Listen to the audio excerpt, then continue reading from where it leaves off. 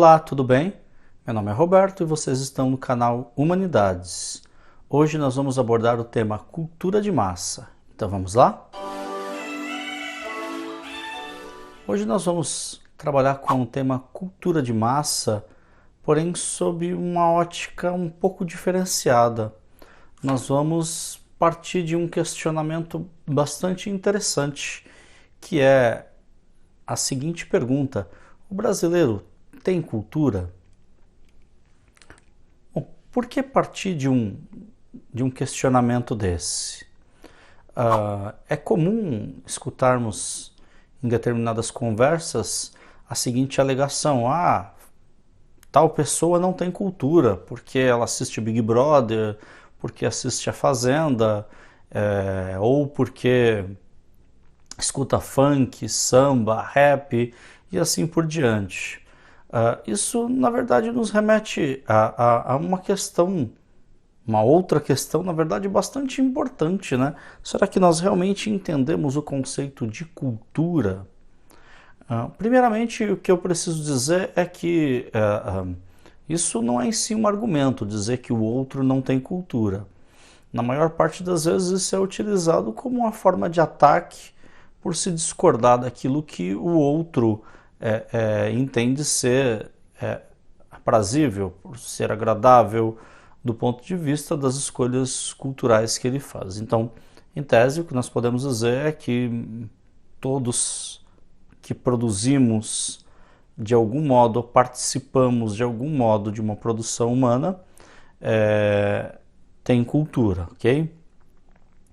Se nós pegarmos a definição no dicionário Aurélio, cultura é o conjunto de hábitos sociais, de costumes religiosos, de crenças, de hábitos intelectuais, artísticos, e que somados fazem parte daquilo que diferencia um povo do outro, né? Então, nós temos aí um conceito de cultura. Nesse caso, todos nós possuímos cultura. Cultura, então, pode ser, a grosso modo, definida como produção humana. Desse modo, todos nós somos cultos. É interessante, nessa discussão de quem tem cultura ou não tem, nós destacarmos que essa muitas vezes é uma visão elitista, e que nós muitas vezes temos em relação a certas pessoas. Então, por exemplo, para o homem da cidade, o homem do campo não é culto, né? A cultura dele é uma cultura caipira, enfim, algo altamente preconceituoso. Na região sudeste costuma-se ver o norte, o nordeste do país de modo também preconceituoso no que diz respeito à cultura desses povos, né? Das pessoas dessa região, no caso. Bom, a raiz mais profunda da palavra cultura advém da noção de agricultura, né? Então, ao lançar uma semente sobre a terra e conseguir produzir a sua própria subsistência, coisa que aconteceu a partir do período neolítico, o homem passa a dominar a natureza através da inteligência e não mais pela força. Nesse caso, na antiguidade, o homem culto era o agricultor, aquele que era capaz de produzir a sua própria subsistência, de garantir a sua subsistência, né? Lembrando que a agricultura foi aquilo que permitiu ao homem que ele se tornasse sedentário, né? De modo que a partir daí surgem as cidades, a divisão social do trabalho e assim por diante.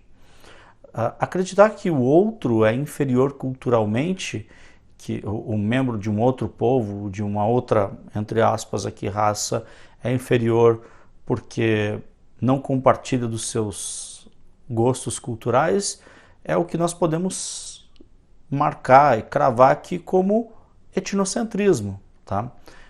Etnocentrismo é uma coisa que não deveria caber mais em pleno século XXI, sobretudo porque nós vivemos numa sociedade globalizada em que os valores são trocados constantemente. A gente sabe que essa questão da globalização também envolve muito a ideia de cultura de massa, uma vez que certas manifestações culturais, certos hábitos, certos costumes passaram a ser padronizados e não mais uma mera expressão do povo, ok?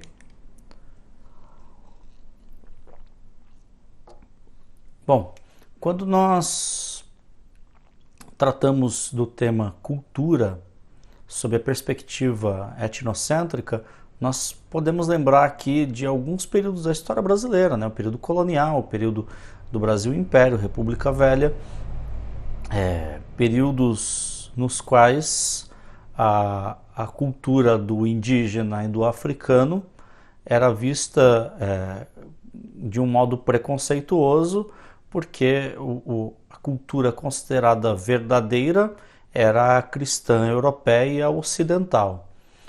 Desse modo, nós entendemos que o genocídio cometido aqui na América, né, nas Américas, como nós costumamos dizer, né, pela divisão regional da América, tanto de povos aqui, né, povos nativos, os indígenas, incas, astecas, maias, e aqui os índios do território brasileiro, os tupiniquins, tupinambás, que o genocídio desses povos, dessas culturas, foi mero fruto da incompreensão e do etnocentrismo, entre outras coisas, e o mesmo se sucede em relação aos povos africanos, que acabaram, mesmo lá, né, sendo explorados, mas boa parte deles trazidos aqui para a América, para a América Portuguesa, no caso, para o Brasil, escravizados e gerando toda um processo de desvalorização da cultura deles, e essa desvalorização ela continua no período republicano também. Então, no período da República Velha,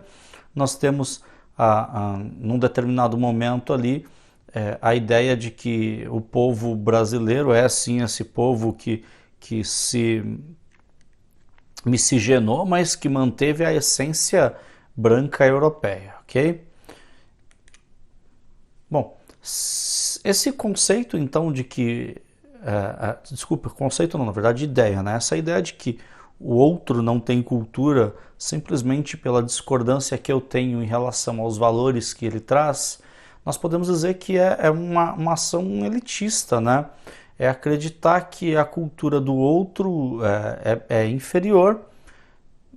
Esse olhar é muito comum, por exemplo, dentro de determinadas instituições. A escola, por exemplo, pode entender que a cultura científica, a cultura acadêmica é superior, enquanto a cultura popular é inferior. Talvez o que nós podemos pontuar aqui é que muitas vezes nós nos opomos a certas manifestações da cultura de massa, tá? Então, aqui nós entramos no nosso tema, que não é necessariamente cultura, mas cultura de massa. Nós vimos até então que a cultura é realmente um conceito que, se nós formos discutir, debater, nós perceberemos aí que é bem complexo, né? Não dá apenas para resumir aqui na ideia de que cultura é modo de ser, pensar, agir e existir padronizado a partir de determinada construção histórica, sobretudo porque nós vimos que determinados padrões culturais serão aceitos por certos povos e por outros não, mas nós podemos falar aqui sobre cultura de massa, que ela é realmente uma construção arquitetada, tá? Realmente pensada para produzir determinado efeito. Qual a origem desse conceito de cultura de massa? Theodor Adorno e Max Horkheimer, nome complicadinho, alguns falam Horkheimer, outros falam Horkheimer, né? Como eu não sou alemão, realmente fica bastante difícil a pronúncia correta, tá? Mas ambos são aí da escola de Frankfurt, e juntamente com Walter Benjamin, eles construíram uma visão diferenciada, deram uma visão diferenciada para o marxismo. Enquanto a crítica aos marxistas, ao marxismo de modo geral, pautava-se na ideia da centralidade na questão econômica, esses pensadores, né, entre outros, que fazem parte da escola de Frankfurt, foram capazes de, através de uma análise cultural e social, constituir uma nova visão de marxismo que explica o modo como a sociedade capitalista se desenvolveu, se desenvolve e como é possível, por exemplo, a exploração, a dominação, entre outras coisas, ok? Bom, para o Adorno e para o Horkheimer, nós estamos no período da massificação social, onde tudo é padronizado. Tá? Então, o que é a cultura de massa? A cultura de massa ela é a cultura das multidões, produzidas por uma indústria cultural. De modo geral, nós podemos dizer que ela interfere no modo de pensar, agir e ser das pessoas. Como que é esse processo na prática? As manifestações culturais de determinados povos passou a ser utilizada na sociedade capitalista por uma espécie de indústria que produz não mais bens duráveis como um sofá, uma cama, entre outras coisas, ou que produz outros tipos de bens, camisas, entre outras coisas, sapatos. A indústria cultural ela produz exatamente, ela reproduz a cultura, porém sob a sua ótica, né? A cultura passa a ser o quê? Uma mercadoria, então.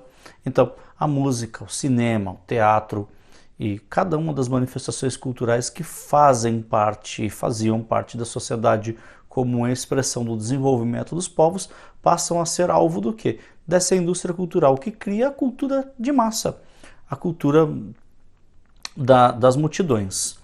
E obviamente que essa indústria cultural ela tem como objetivo o lucro, e ela propaga então os princípios da sociedade capitalista, ok?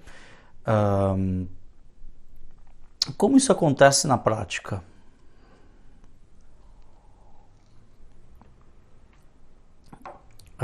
Como isso acontece na prática? Vamos pensar aqui, por exemplo, o carnaval e o futebol, que são manifestações culturais populares. Quantas pessoas já não disseram assim, nossa, eu gostava muito do carnaval de rua, de 1900 e bolinha, ou eu realmente acho que o futebol de várzea é o futebol que vale a pena, esse futebol de hoje em dia é tudo comprado. Pois é, nós estamos aí exatamente nesse campo da cultura de massa. Se nós pegarmos, por exemplo, a cultura popular, como seria nesses dois casos que eu citei, o futebol de várzea, o carnaval de rua, que eram expressões populares, essa indústria cultural foi capaz de se apropriar dessas manifestações propriamente ditas populares e dar a elas uma conotação de grande espetáculo, que reúne grandes públicos em torno de grandes marcas e, portanto, gerando um grande consumo, ok? Bom, o funk, o reggae, o rap, as produções de teledramaturgia, o cinema de modo geral, ele corresponde, em última instância, em última análise, a uma produção que visa o lucro. E por visar o lucro, certamente ele visa alcançar cada vez mais uma quantidade maior de pessoas associadas às marcas e, portanto, gerando aí o seu consumismo. A questão do refinamento técnico da qualidade é segundo plano dentro da cultura de massa. Esses dois pensadores, o Adorno e o Horkheimer, eles falam inclusive na questão da apropriação da cultura erudita, né? Eles apregoam que a cultura erudita ela foi transposta para o nível popular para que houvesse esse consumo, e esse consumo, obviamente, gerou o que nós chamamos aí de grande público, e esse grande público é o que hoje em dia compra um iPhone porque é iPhone, não porque ele deseja um iPhone, não porque o iPhone seja o que ele precisa, compra um Nike não porque ele precise e necessite, mas porque é uma marca invejada, e aí por aí vai, outras marcas, Lacoste, entre outras coisas, que passam a ser marcas da moda, porque aparece sendo utilizadas por um funkeiro, por um personagem de uma novela, por um rapper, por qualquer outra pessoa que faz parte do que nós chamamos de grande mídia, tá? De modo geral, o que nós podemos dizer? Que a cultura de massa é ruim? Olha, se nós analisarmos sobre esse olhar do, olha, vamos nos realmente podar de participar disso, nós teríamos um grande problema, porque nós fazemos parte dessa sociedade. É o mesmo que nós parássemos de consumir simplesmente porque nós estamos na sociedade capitalista e não desejamos propagá-la. É mais fácil que o consumo seja sustentável, né? Que seja um consumo consciente, tá? Então, eu vou falar aqui um pouquinho das consequências da cultura de massa. A padronização dos indivíduos segundo os interesses do poder é uma característica realmente que é marcante dentro da cultura de massa. Por que é marcante dentro da cultura de massa? O Brasil é o país do futebol e do carnaval, é um povo pacífico, acolhedor. Gente, isso é cultura de massa. Essa visão foi produzida exatamente para que nós acreditássemos, e acreditando nisso, obviamente que nós passamos a ser alvo de manipulações. Se nós pensarmos, por exemplo, desde o governo anterior que trouxe a Copa ao governo atual, que ora põe camisa do Corinthians, ora põe camisa do Flamengo, ora põe camisa do Palmeiras e assim por diante, nós perceberemos que o futebol é amplamente utilizado como um instrumento de manipulação. Que time é esse aqui? Sampaio Correia. Hã? Sampaio Correia. É o Sampaio Correia lá do Maranhão. O futebol é um esporte, mas que se enquadra dentro de uma manifestação cultural de um povo. Do mesmo modo como a música, entre outras coisas, passam a fazer parte, né, da manipulação. Um exemplo que até quando eu imaginei o que abordar nesse vídeo, eu pensei... O carnaval, por exemplo, por esse grupo político formado pelo Bolsonaro, pela bancada evangélica, ele é visto de um modo muito crítico. Olha, nós não gostamos, nós acreditamos que isso não contempla os valores que nós acreditamos, ou seja, eles estão rechaçando a cultura de massa por uma cultura que seja realmente genuína? Na prática, não.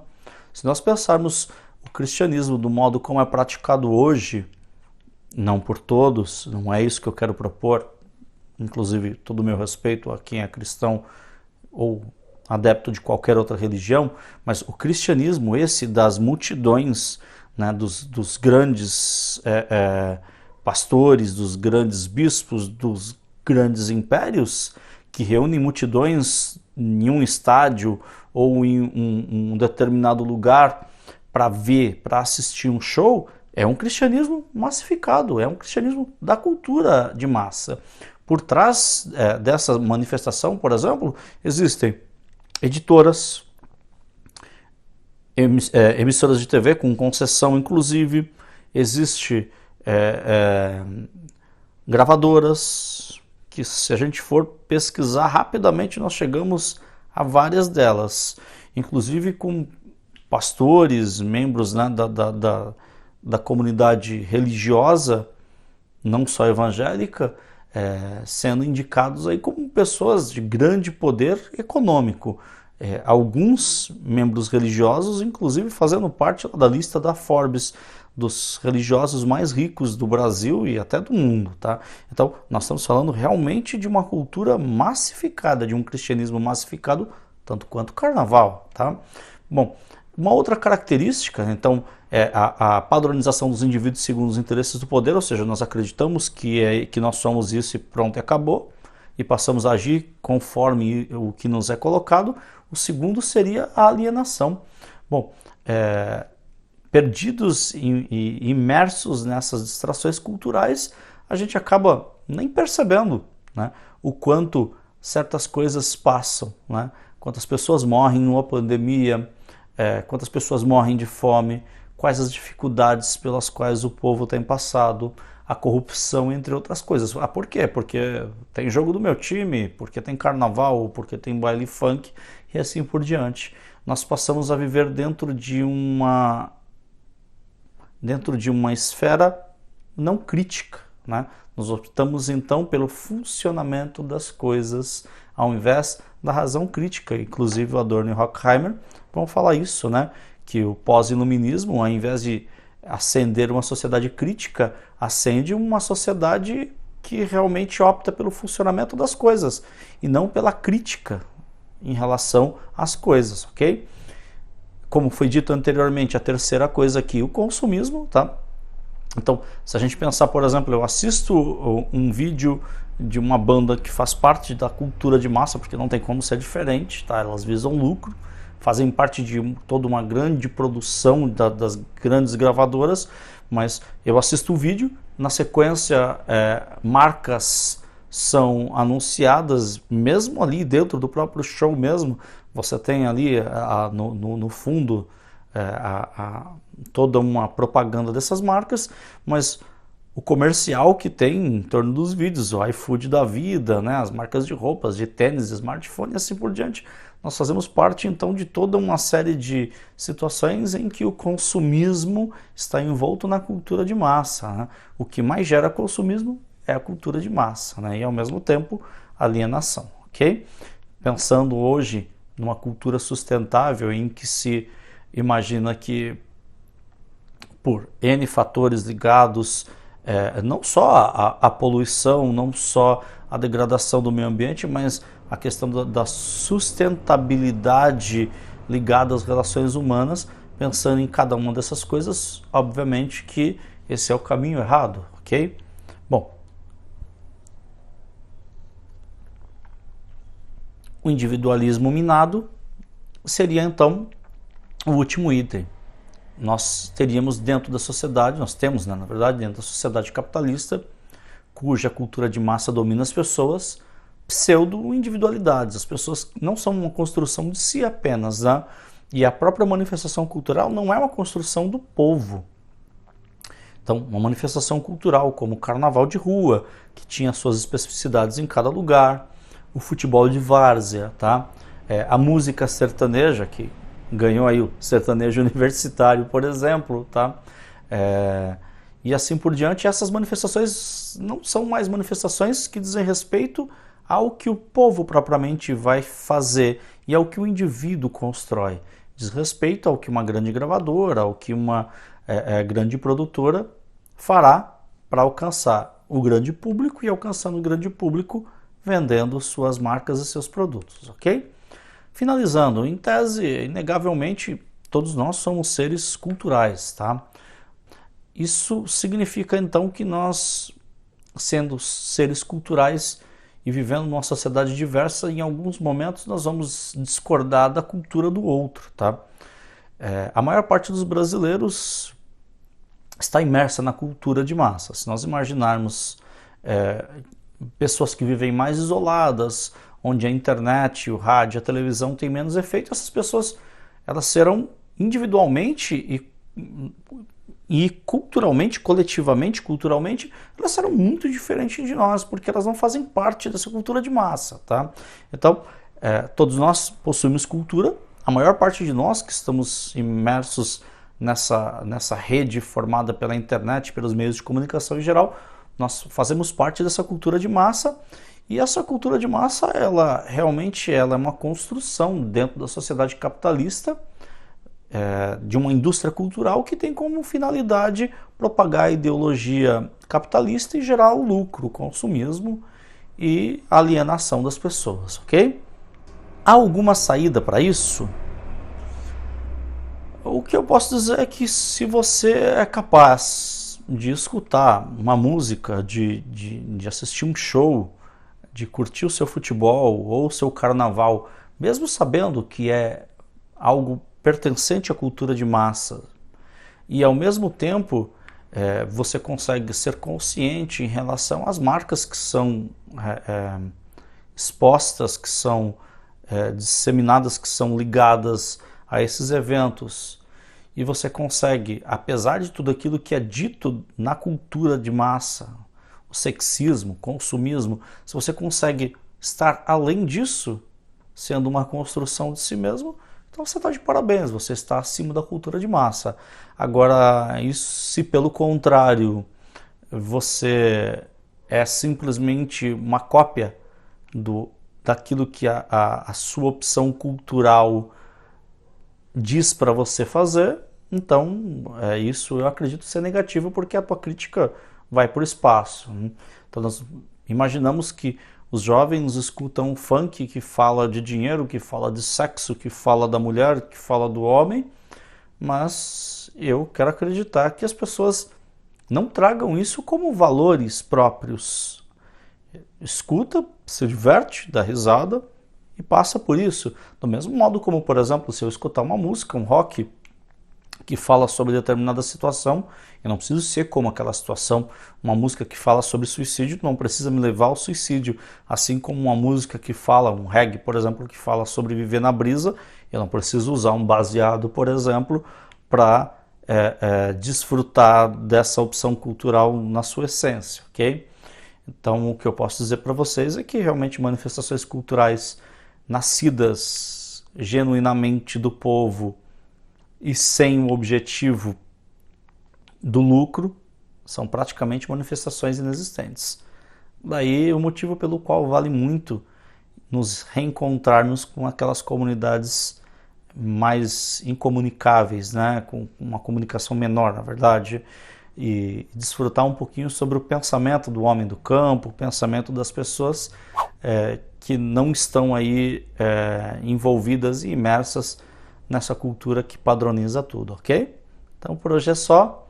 Espero que vocês gostem desse vídeo. Procurei ser muito simples. O tempo realmente não dá para ser menos. E se vocês gostaram, se inscreva no canal e compartilhe nas redes sociais, por favor. Ok? Então até mais.